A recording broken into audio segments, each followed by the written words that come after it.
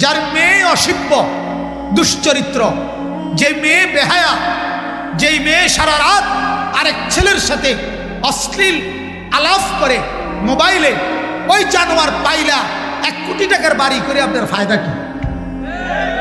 কথা বলেন না।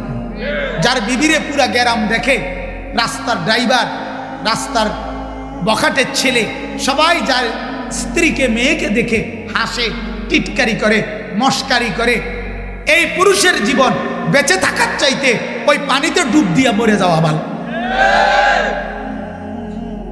মরে যাওয়া ভালো বেটা। আপনি বলেন না ছেলেদের কি বলে, কি মজা পাইছে এই পর্যন্ত?